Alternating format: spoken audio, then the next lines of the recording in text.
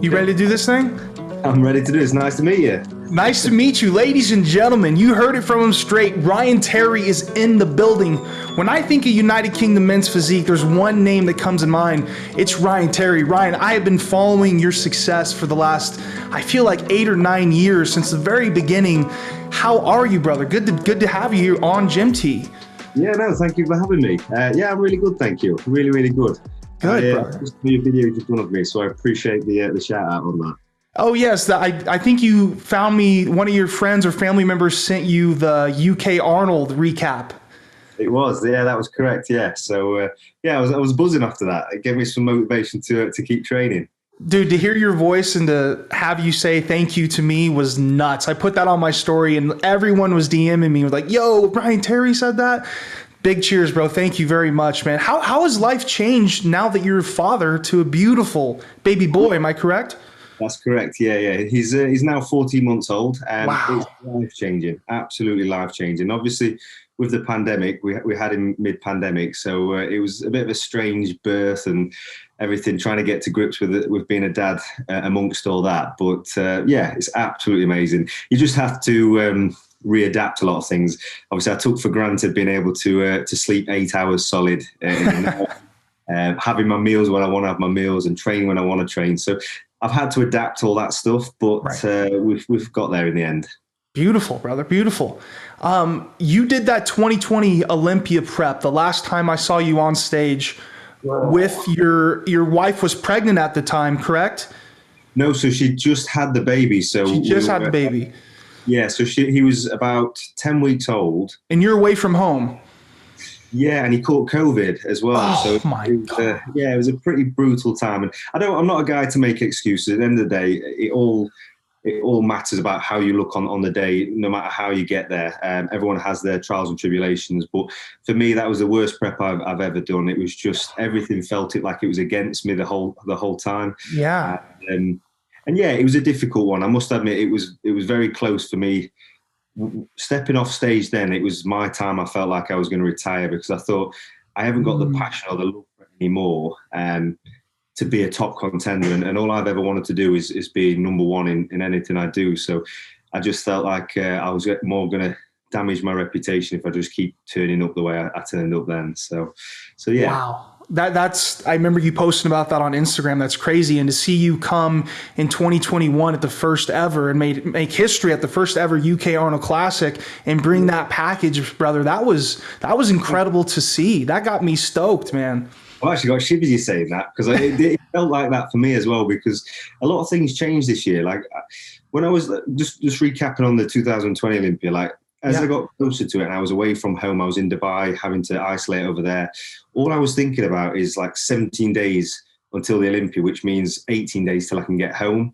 So instead of thinking like I'm getting on the biggest stage in the world against the best in the world, having that mindset of being a winner, it was more like I need to get home and be there for my wife and son. So my whole mindset was wrong.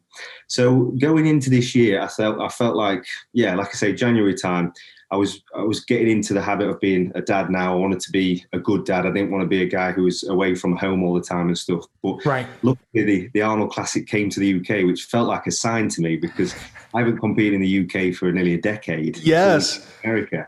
So for such a prestigious title to come back to the UK or come to the UK, it just felt like it'd be sacrilege not to give it a go. And I felt like if it was going to be my last time, I was going back to basics. So I literally eradicated everything out of my prep from previous years. So I parted ways with my coach. I went back. I stopped doing caliper readings. I stopped just being so in depth of the science behind it. I just went back to old school, get in that gym, hit it hard, how you look in the mirror, decrease your expenditure in calories and whatnot, and just went at it old school. And it just felt amazing. It totally worked out. Yeah. It just felt like I was back when I first started competing again, when I was learning the ropes and stuff. And just, yeah, it was a really good prep and I loved every minute of it. And it sparked something again for that belief in coming back next year now. So if we had to look back in retrospect, that 2021 Arnold Classic package, if we brought that on that 2020 or 2021 Olympia stage. I got a lot of fans saying that you would have been easily in that top 5. What do you think about that package?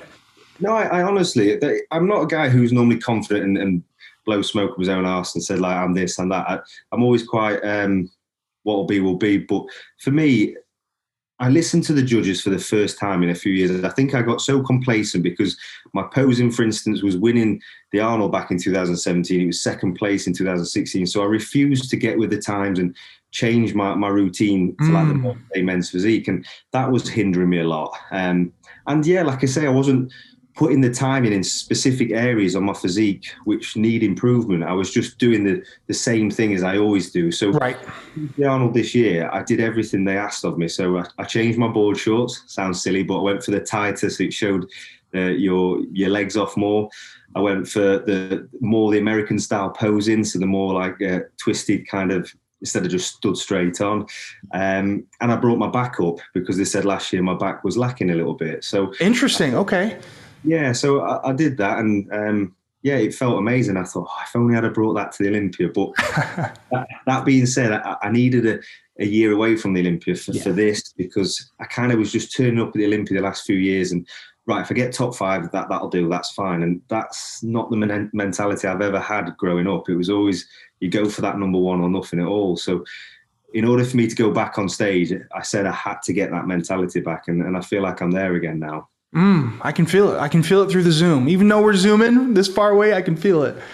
That Arnold Classic stage, Ryan. Oh, I see that. Is that the trophy? So there was a second place in the Arnold Classics, and there's a lot of my things. Whoa. We could do a whole video on those, bro. The Arnold Classic UK, I saw you wear some really cool shorts, and I was like, whose are these? Are these Dark Sport? Are these Chula? Bro, you have your own stage shorts company, ALT Athletics. Those are sick. Tell me about it, please. Yeah, so it's taken me nearly 2 years to get this off the ground. Because for me, I've never been happy with the shorts I wear on stage. I've wore Hurleys. I've never worn Dark Sport because I'm not like sponsored by them, and I didn't know how to cross that with Gymshark and things like that. So I've tried all different ones, and I was never 100% satisfied with the way they looked. So I decided to go down the route. When my son was born, I wanted to put something in his name, a company for when he's 18, that if it's big enough and he wants to take that on, he has his very own business when he's 18 years old. So sick. That's so sick. It's actually called Alta, which is Alfie Lewis Terry Athletics. That is too cool. Did you do that, or did your wife help you with that? I think I did that, actually. Wow. Hey, cheers. That's awesome. That is that's special.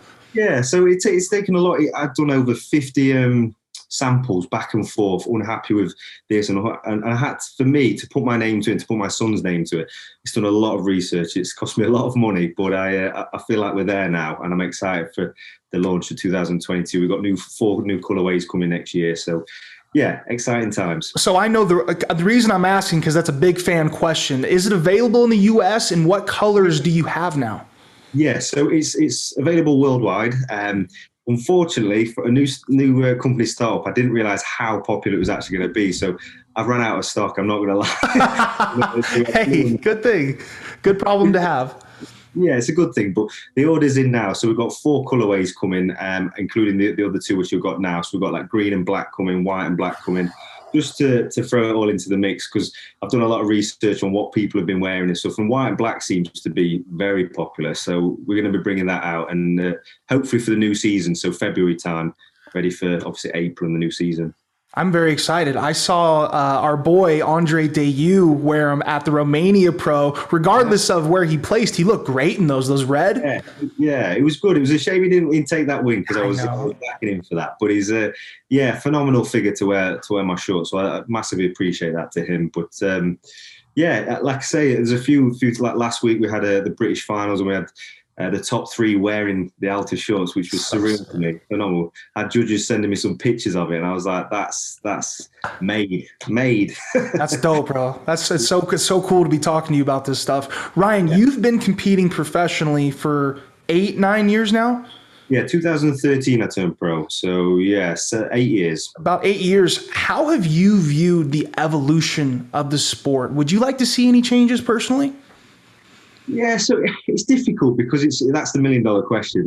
Everybody talks about the size. It's always comes back to size, and everyone I ever meet face to face is always like, "You're the definition of men's physique, and this is what it should look like." But it's all right me thinking that, and people thinking it's what the judges are awarding. So we either get with the times and follow what they're wanting, or Right. we obviously sit back and lose places and whatnot. For me personally, I feel like it is starting to get slightly too big. I just feel like you've got classic physique to show that physique, the big muscular size off. You've obviously got the 212, the open class. And I just think the men's physique, it was always originally about that attainable aesthetic look 24/7, which I know we can't go back to that now. The division's evolved way too much for that.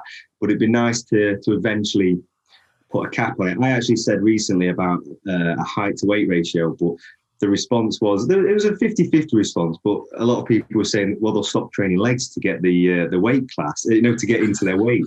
Which for me, never even crossed my mind. Never even crossed my mind, because that's just ludicrous. Like, as a men's physique is a bodybuilder. Like, for me, we train, we eat, we sleep, we religiously live that lifestyle, the same as a bodybuilder. So to say they would stop training legs to hit the weight class is news to me.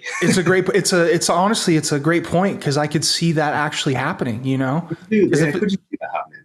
Go ahead, brother. Yeah, so you could see that happening then, yeah. Yeah. Oh, yeah. Especially since that you only get judged off of the upper body. Why would you even? I would use everything for all the muscle tissue, save it all for the upper body. But I'm with you. It's an overall sport for sure. Speaking of overall physique, your legs are crazy. You've been training legs for a long time. Yeah, I have. Yeah, and unfortunately, I would have loved to have gone into classic one day and show them off, because my training partners for the last 20 years are like super heavyweight bodybuilders, Mr. Universe and Mr. Britain and stuff. So we've always been taught to train legs and have that aesthetic physique. And I would love to do classic, but for me, I'm realistic, and I'm a realist guy, where I wouldn't stand next to Chris Bumstead. That this is the pure size of that guy. I eat 7 meals a day. I train twice a day. Flat out, I just genetically could never be that size. Right. So I'll stay in my lane. Well, I think maybe it comes down to the judges then, whether if that's where it comes down to, where they stop awarding a bit more size and more just condition and shape for the height. A lot of people say to me, but if you look at the top 5, all the heights are different, they're completely different physiques, and it's difficult to judge where they're getting it from, but they're going on their frame and their height, how much muscle that can take. Right. So yeah, like when you've got Aaron Banks, who's quite a tall, big, imposing guy, and then you've got Diego, who's quite short and muscular. Where do you fit? Where do I fit? Yeah. Interesting. Yeah. If your son wanted to bodybuild when he is older, would you support him? Yeah, of course I would. I'd support him in anything he ever does. I'd like him to do it the way I did it, which I took my time with, like 7 years before I even looked at competing or stepping on stage, and learning the ropes and stuff. I think now, compared to when I started, there's a lot more knowledge out there. So I go into a gym. There was no internet like telling you like diets and nutrition and how to train. You just went in and copied the biggest guy in the gym. So it has evolved. So yeah, I'd support him in that. I wouldn't want him to get the injuries like I've got. Like, my body is battered, and I'm 32 years old. So if you can avoid that, I might get him doing bowls or something. You're young, Ryan. You're only 32? 32, yeah. Dang, you're a young man, bro. Well, I was in hospital yesterday with my thinking I need a new hip. I've had what? I've had 2 hip arthroscopies. So I've had 2 operations in 2018. That's why I was on crutches for 6 months of that year, and that's why I lost a lot of size in my leg. But I just cannot get rid of the pain in there. And we was in a hospital yesterday to put a steroid injection in there to see if we can calm it down. But the next step is a new hip. Hey, best wishes for you, like in speedy recovery. Hopefully that gets worked out. That's terrible. It's not stopping that, Olympia. Yeah, hey, I know. Hey, Ryan, I got to ask you, man, and this is a fan question. I probably got 60 or 70 questions from my subscribers to ask you. They say, Ryan, what are some of your core values, and why do you stay true to them?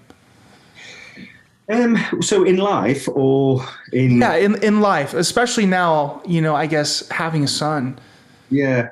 I think for me, I've always prided myself in how do you say it? So how I want to be treated myself is how you treat others. So like in business or in this world, in the industry, you can easily get sidetracked and it can change you, you know, with stuff happening around you and whatnot. Whereas for me, I've always got a good network around me. If I ever got too big headed, or if I got slack, or if I ever started to lose my way, I've got the good people around me to keep me in check. And that's how I always want my son to grow up, knowing he's loved and whatever, knowing he appreciates things, because I don't ever want to spoil him. Like I say, I work very hard so he can have like the better things than maybe what I had when I grew up. But I'll make sure he knows every single thing and he'll be appreciative of it. Yeah, it's so interesting, man. I can't wait to have a kid one day. I'm obviously not there yet. I need a house and a yard before all that. But my father always said, you know, be careful who your friends are, because who you hang around is who you become. Yeah. That's going to be interesting for you, watching him grow up and seeing his friends and which ones you probably should, you know, avoid, you know. That is so true. Is that, you say your dad said that? Yes, he did say it. Yeah, that's so true, because like that, even like when you're prepping as well, for instance, like I didn't realize I had a few toxic people around me, and it can infect your camp, and that's why this year I went back to old school. I even cut friends out, which it wasn't because of them or they were doing anything wrong. Right. I just felt I needed to close everything and close everything around me and focus just on the job in hand. And what's the word, like, block everything out. Anything negative, anything else was just blinkers on. And there was only one focus, which was that title. Yeah. Ryan, if you could go back 10 years, what would you tell your younger self? I trained smarter. I think for me, I started dieting too soon, so I restricted my growth when I was a teenager, because I had quite a complex. I wasn't a very confident kid, and a bit of self-confidence issues. So I started the gym when I was 14, and I kind of went down the route of didn't really understand nutrition. When I later found out what nutrition was, I was in a huge calorie deficit. From the amount of effort I was putting into the gym and everything I did at the time. And I recruited, I got quite a few injuries because I was quite stubborn in the fact that I was training these guys who were super heavyweights, who were big 6 foot, 7 foot guys who could lift 3 times what I could lift. But I was a guy who never wanted to give up and didn't want to be taking the weights off. So I'd always be trying to lift what they're lifting. And slip discs in my back, hips have gone, shoulders, everything. So that's what I would say to myself, is stay in my lane and don't ego lift, and learn nutrition quicker. That's very good advice for any young guys watching. I got a lot of young kids on the channel. That is great advice. Ryan, if you could look 5 years down the road, where do you see yourself? Where do you see your life? So if you'd asked me that at the start of the year, I would have talked about more calming down and this and that and stepping out of the industry and whatnot. Whereas now, this year, I definitely want an Olympia title. And I do feel like I can do that now. And I've never actually admitted or said that to anybody in any of the years I've ever competed. I've always just been, hopefully we'll see what happens. Whereas I feel like, if we can bring this back and really have a good year this year, we'll bring a different package next year. So that would be nice to get an Olympia title, and then to get Alta to a very successful level. I've just set up RT coaching, which again, that's me transitioning. I wouldn't say fully away from stage, but just transitioning for future endeavors after the stage and competing. Yeah, exciting. Any passions outside of bodybuilding? Go ahead. No, I was going to say maybe a second child, and then that's... two. Words out. But, Ryan, any passions outside of bodybuilding? So it's weird because I was big into my football. I played also soccer for us. I was into my golf, swimming. I did a lot of sports. But bodybuilding kind of was my hobby, and then it turned into my lifestyle and stuff. So I've kept that very much at the forefront of everything outside of what I do, But I do like to, on a side business, I renovate houses and stuff in the real estate. So I've got a few houses that I rent out, and that's kind of a big passion of mine. That's how I started out. I worked on site. I was a gas engineer in construction. So that keeps me grounded as well. And it keeps my head instead of all about sports and bodybuilding, it kind of like gives me a release. So do you get in there and do the dirty work? I do, yes. That's why your hip's hurting, man. Exactly. I've just built in the garden a big man cave, which has got ice bath in there, jacuzzi, infrared sauna. Ooh. So that's hopefully going to sort the hip out, but I'm trying to build it at the same time. Smart. So if you weren't bodybuilding at this point, Ryan, what do you think you'd be doing? Exactly that. I'd be probably renovating and flipping houses. Yeah. I've done quite a few already. I started when I was 18. That was my first ever project. I bought a house and knocked it down and renovated it and whatnot. So yeah, I'll probably be in that field, if I'm honest. Beautiful. Ryan, you've obviously encountered a lot of hardships throughout your career from beginning to end. Mm-hmm. Every time that hardship comes up, how do you accept it and move past it? Ooh, it's a good one, that is. I think everyone will go through that in their life. For me, it was 2017. So I was second place at the Olympia. I just won the Arnold Classic, and I was going into the Olympia in 2017. Everyone was saying it's against me and Jeremy. I was the favourite to take him on, and I put everything into that, absolutely everything. I moved me and my wife, or my girlfriend at the time, now wife, across to America 12 weeks before the Olympia. Wow. Sold everything up here. We didn't have a place to live there, a gym to train out of.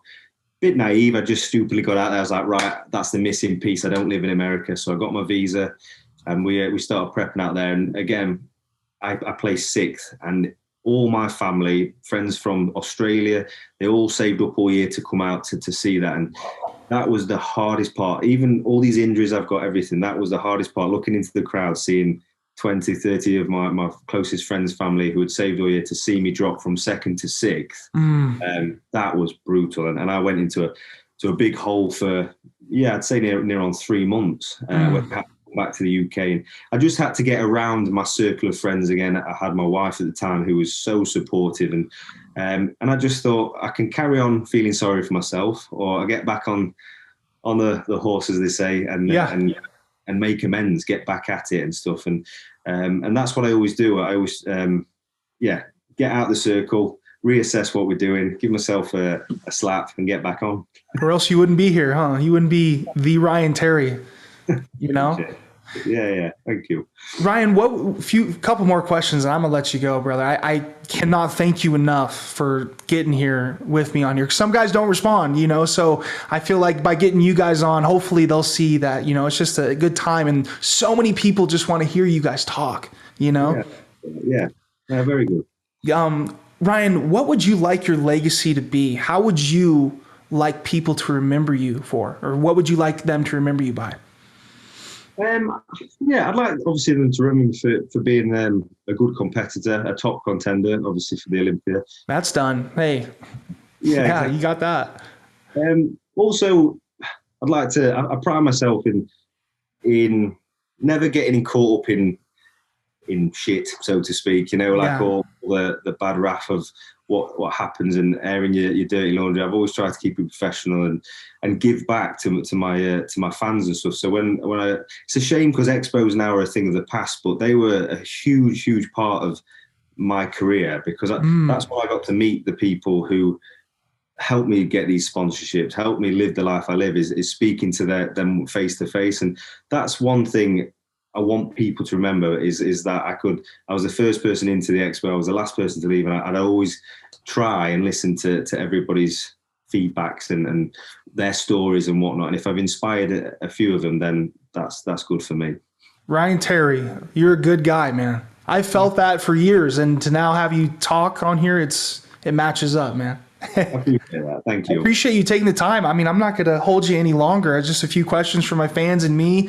Maybe we'll do some down the road, but 2022 plans, are we just waiting out to the Olympia?